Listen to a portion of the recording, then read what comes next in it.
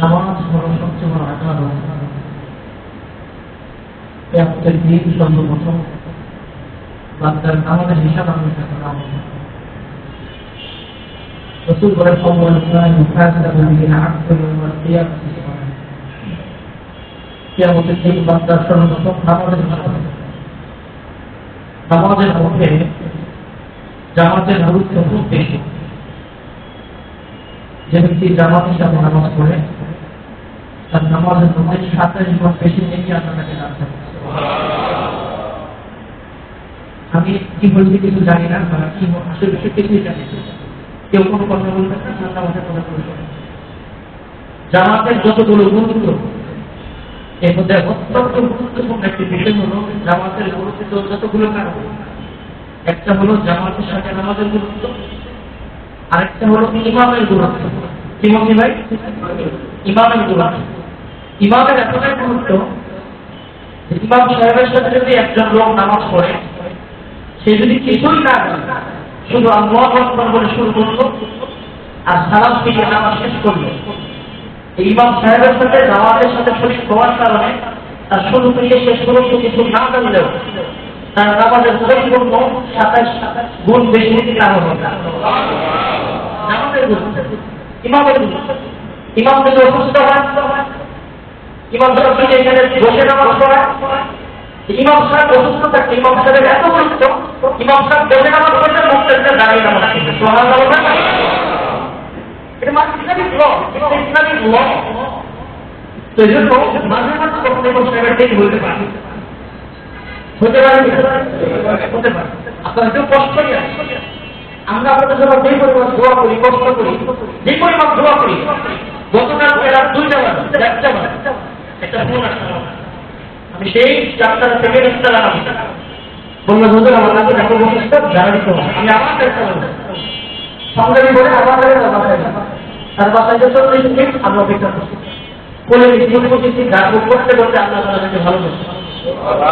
আমার সাথে আরেক ভাই ছিল, উনিও ফুল দিতে, আলহামদুলিল্লাহ 2 ভাই মিলে ফুল দিতে দিতে দিতে 40 মিনিট পরে সবাই এরই গোটা এলাকার জন্য আমি আপনাদের জন্য দোয়া করি, কাছাকাছি করি। মসজিদে ঢোকার পরে যদি বছরের 2 মিনিট দেরি হয়, কোনো যেন পরিবেশ নষ্ট না, সকলে সকলের জায়গা ঠান্ডা হয়ে বসে থাকাটা জন্য এটাই ইসলামের বিধান, এটাই সহজ। যদি কোনো পরিবেশ নষ্ট হয়, আমি কি ভাবছি কিন্তু কষ্ট পাই না, আমি চাই সেই পরিবেশটা অন্যরকম দেখি, আমার তো কষ্ট হয়। 2 মিনিট আমি তো মসজিদের সাথে 2 মিনিট উপরে খরচ করছি। একজন পড়াশোনা বলেছিলাম, যখন যদি একটা পরিবেশ সেরকম দেখা হয়, আমি তো আপনার ইমাম, আমি আমার ব্যক্তিগত আপনার কত পর্যন্ত না আমার ভিতরে আপনার কালাম আল্লাহ দিতাম, রসুলের হাদিস আমি বলছি, আল্লাহ আমাকে সম্মান দিই। এটা এভাবে রসুল করতেন, সুবহানাল্লাহ বলবেন না? এইটা আমাদের নবী করতেন, সেই দায়িত্ব করে আপনার ওকে। এই যে মসজিদের টাইমগুলো দেখছেন, টাইম দেওয়া, এই টাইমের শরীয়তের মাথাটা কি? শরীয়তের মাথা হলো এসারের নামাজ 8টা বাজে দেওয়া, 8টা 15-তে। শরীয়তের মাথা হলো 8টা 15-তে নামাজ শুরু হতে পারে, এটা সম্ভব না। এজন্য এইটা 8টা 15-তে শুরু করতে হবে, 8টা 15-তে শুরু করতে হবে, ঠিক না? 8টা 15-তে আমরা নামাজ পড়তে পারি। হ্যাঁ, ইমাম সাহেবও খেয়াল করতে হবে, ইমাম সাহেবও খুব খেয়াল রাখতে হবে, প্রতিদিন প্রতি ওয়াক্ত নামাজ যেন এরকম ভুল না হয়। মাঝে মাঝে 2-3 মিনিট 5 মিনিট হতে পারে। ইমাম সাহেবের কাছে নির্ধারিত ইমাম, যিনি নির্ধারিত ইমাম, তার হক সবচেয়ে বেশি। যিনি নির্ধারিত মুয়াজ্জিন, তার পারমিশন ছাড়া অন্য কেউ আযান দিতে পারবে না, তার পারমিশন ছাড়া অন্য ইমাম হতে পারবে না। যেমন আমাদের পাকিস্তান বলেছে যে ইমাম সাহেব কখনো সমাজে উঠতে না পারে, কমিটিরা বলে না ইমাম সাহেব ওঠা, ইমাম সাহেব উঠতে ওযু করে সুন্দর করে নামাজ পড়ে কোনো আওয়াজ দেয় মসজিদে। সুবহানাল্লাহ, এটা ইমামের পুরস্কার। আমি জানি না কারা কিছু বলছেন কিনা, কিছুই জানি না, পরিবেশটা আমার কাছে ভালো লাগে। আমি আপনাদের ছোট, আমি আপনাদের ভাই, ইমাম কি আমি আপনাদের ভাই, আমি আপনাদের স্বপ্নের, আমি আপনাদেরকে যেই বয়সে থাকবো পরিবেশটা যেন সুন্দর থাকে।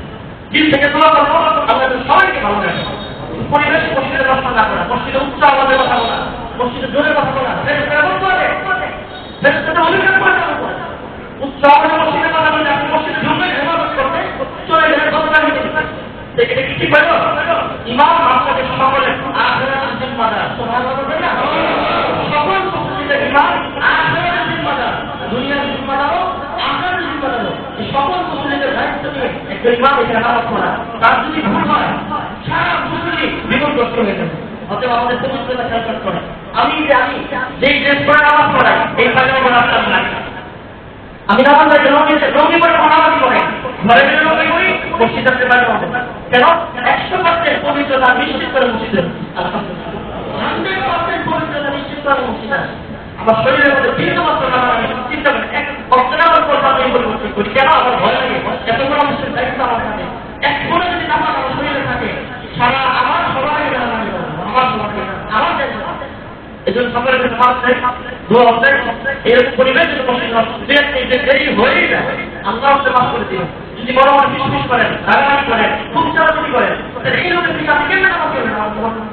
যার প্রতি আপনার ভক্তি নাই, যার প্রতি রাগ, যার ফিসফিস করতেছে জিজ্ঞাসা তার কিভাবে নামাজ করবেন? সেটা আমার আপনাদের জন্য অতএব কিভাবে নামাজ হবে না, কিভাবে শ্রদ্ধা না থাকলে ভক্তি না থাকলে ভালো না নামাজই হবে। আল্লাহ সকলকে আমল করার তৌফিক দান